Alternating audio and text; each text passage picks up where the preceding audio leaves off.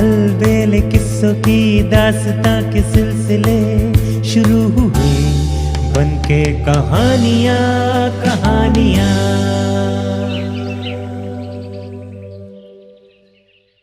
आइए सुनते हैं आज की कहानी ब्रह्म कमल। एक बार कृष्ण द्वारका में बैठे अपने मित्रों के साथ शतरंज खेल रहे थे। नारद मुनि भी वहीं थे। बात पर बात आ गई। मुनि ने कहा, एक राजकुमारी है मोतीमाला नाम की, हिमालय कांठे के जोला ताल में रहती है। उसके पास बहुत अच्छे पासे हैं। और फिर उसके रूप की सराहना करते हुए कृष्ण से कहा कि वो उससे विवाह कर ले। बात कृष्ण के मन में बैठ गई। उसने अपने सेनापतियों को एक एक करके बुलाया, पर कोई भी वहां जाने को तैयार न हुआ। अंत में निराश होकर कृष्ण ने अपने शरीर को रगड़ा और उससे भौरे बनाए। उनको अपना संदेश देकर छोटे भाई ब्रह्मकमल के पास जाने को कहा। ब्रह्मकमल ब्रह्मकोट में रहता था। भौरे हवा की तरह उड़े और उड़ते उड़ते ब्रह्मकमल के राजभवन में जा पहुंचे। वहां उन्होंने ब्रह्मकमल को खोजा और फिर उसकी दाहिनी भुजा के ऊपर बैठ गए। ब्रह्मकमल समझ गया कि बड़े भाई कृष्ण का बुलावा आया है। ब्रह्मकमल द्वारका के लिए तैयार हुआ। मां ने रोका, रानी ने मना किया, अब शकुन हुए, पर वो रुका नहीं। उसने अपना वीर वेश बनाया, शस्त्र सजाए, रघुवंशी घोड़े पर चढ़ा और हवा में उड़कर द्वारका पहुंच गया। कृष्ण ने अपने मन की बात सुनाई और मोतीमाला के लिए अपनी अंगूठी भेंट दी। ब्रह्मकमल वहां से जोला ताल को चल दिया। उसकी रघुवंशी घोड़ी आकाश पर चढ़ी, कैलाश पर उड़ी और वो जोला ताल पहुंच गया। वहां जब वो स्नान कर रहा था तो संयोग से मोतीमाला की दासी सांवली शारदा पानी भरने आई। उसने देखा कोई विदेशी है। सुंदर सांवली सूरत, मोहिनी सूरत, शारदा की दृष्टि उस पर पड़ गई। ब्रह्मकमल से उसने उसका परिचय पूछा और बदले में बताया कि वो मोतीमाला की दासी है। ब्रह्मकमल को उसने अपनी गागर उठाने को कहा और उसी वक्त उसने उसकी गागर में कृष्ण की दी हुई अंगूठी गिरा दी। जब मोतीमाला ने पानी निकाला तो उसे अंगूठी दिखाई दी। कृष्ण का नाम उस पर अंकित देखकर उसने ब्रह्मकमल को बुलवा भेजा।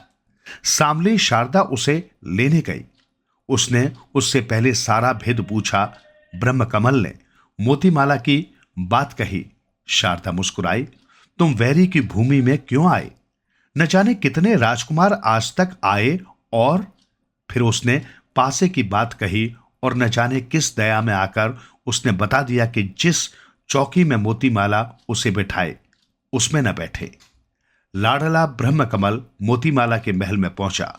मोतीमाला ने उसे सम्मान पूर्वक बिठाया और भोजन करवाया। खिला पिलाकर फिर बोली, जरा शतरंज खेल लें। और उसने चांदी के चौपड़ सोने के पासे निकाले। स्वयं वो पूर्व की चौकी पर बैठी और ब्रह्मकमल को पश्चिम की चौकी पर बिठाया। पहले दांव पर वो रघुवंशी घोड़ी हारा, दूसरे में कानों के कुंडल, तीसरे में हाथों के बाजूबंद, शरीर के वस्त्र और अंत में अपने को भी हार गया। कैसी विपत्ति में पड़ा, ब्रह्मकमल ने सोचा। फिर उसे मां की चेतावनी याद आई। सांवली शारदा की बात ख्याल में आई और तभी उसने मोतीमाला को पानी लाने को कहा। मोतीमाला ने सांवली शारदा को कहा, पर ब्रह्मकमल ने कहा, मैं दासी के हाथ का पानी नहीं पीता। तब मोतीमाला पानी लेने गई। इतने में ब्रह्मकमल उसकी चौकी पर बैठ गया। मोतीमाला लौटी तो उसने ये सब जान लिया। बोली, मेरी चौकी छोड़ो, जल पी लो। ब्रह्मकमल बैठा रहा। बोला, चौकी उसकी जो बैठा है, तुम दूसरी चौकी पर बैठ जाओ ना। मोतीमाला मन महसूस कर रह गई। ब्रह्मकमल ने फिर दांव लगाया। पहले दांव में उसने अपनी घोड़ी जीत ली। फिर कानों के कुंडल, हाथों के बाजूबंद, बिजौरिया, हसुली, झंझियाराली, बेसर जीत गया। अंत में सोने के पासे भी जीत गया। मोतीमाला अब खिसियानी सी रह गई।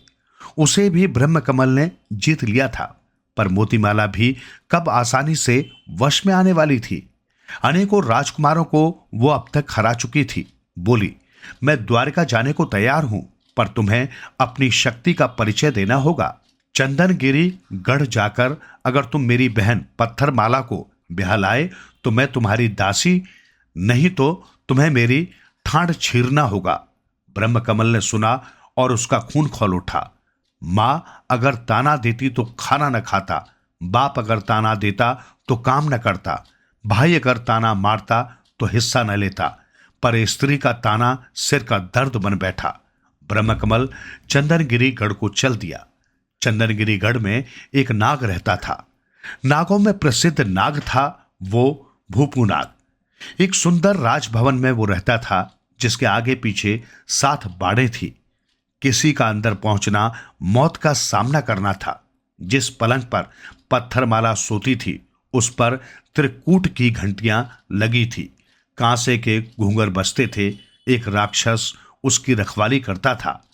ब्रह्मकमल ने घोड़ी उड़ाई, बाढ़ दीवाल को लांघा और महल के अंदर पहुंच गया। भूपूनाग उस वक्त वहां न था। राक्षस गहरी नींद में सोया था। पत्थरमाला ने ब्रह्मकमल की सांवली सूरत, मोहिनी मूरत को देखा और मोहित हो गई। पर उसके भाग्य पर वो रो उठी। पूछने लगी, किस देश के हो, किस राज्य के हो, यहां चंदनगिरी गढ़ में क्यों आए?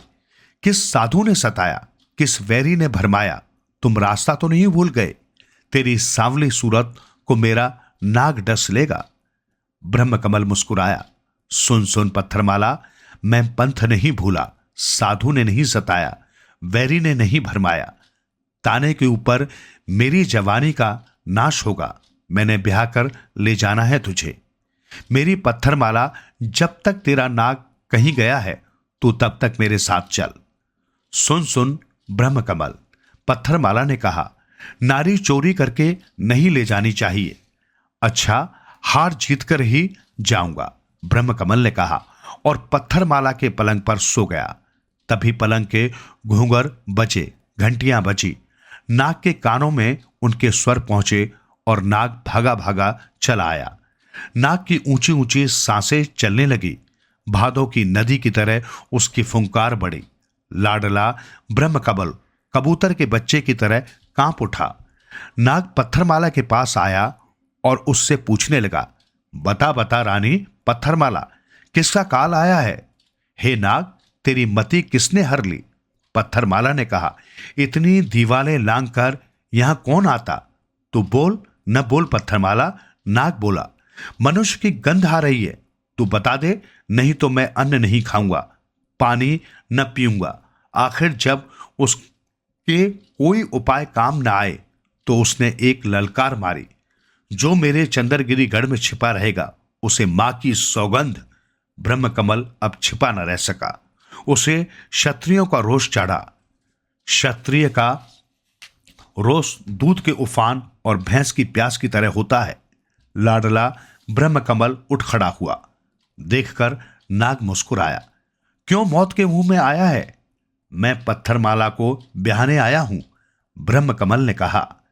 भूपूनाग ने अप्रिय वचन सुने और वो गुस्से से भर आया। पैरों को एक लपेटा मारा और फिर मुस्कुराया। बोल लड़के, अब कौन है तुझे बचाने वाला? ब्रह्मकमल फिर भी न डरा। बोला, सुन नाग, चाहे मैं मर जाऊं, वैरी को बाप न कहूंगा। फिर उसने दूसरा लपेटा मारा और फिर बोला, बोल छोकरे, अब कौन है तुझे बचाने वाला? तू अपनी सोच नाग। ब्रह्मकमल बोला, मुझे बचाने वाला द्वारिका के नारायण कृष्ण भगवान हैं। अब नाग ने तीसरा लपेटा मारा। एक ही प्रहार से लाडला ब्रह्मकमल आहत हो गिर पड़ा।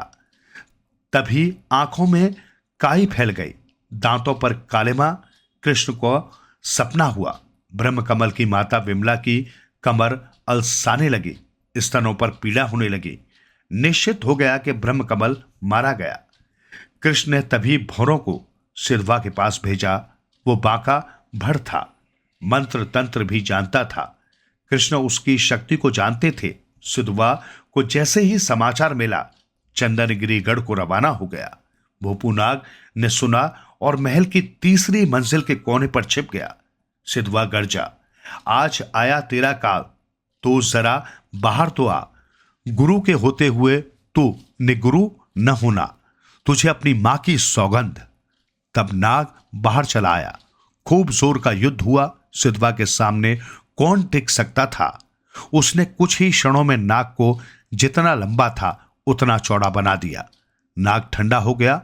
फिर पत्थरमाला से पूछकर उसने ब्रह्म कमल की लाश निकाली और उसके माथे पर जड़ी बूटी का लेप किया। ब्रह्म कमल उठ खड़ा हुआ।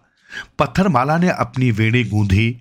कुमाऊं ने घारट की तरह माथे पर बिंदी लगाई और वो खुशी से भर गई। सिद्धवा और ब्रह्म कमल पत्थरमाला को लेकर जौलागढ़ पहुंचे। वहां से मोतीमाला को लेकर उसके पासों सहित वे द्वारका चल पड़े। मोतीमाला कृष्ण को बिहाई गई और पत्थरमाला ब्रह्म कमल को।